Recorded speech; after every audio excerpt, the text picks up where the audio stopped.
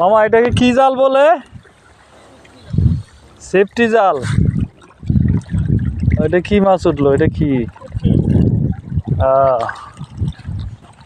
এত পরিশ্রম করে কয়টা মাছ পাইছো দেখি? ওরে আল্লাহ, কয়টা খেও দিছো এই পর্যন্ত?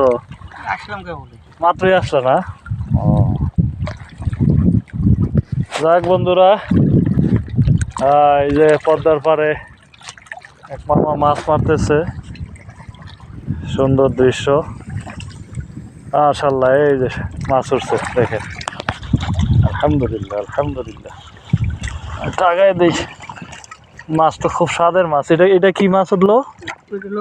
হ্যাঁ, কেন এটা চাপিলা মাছ।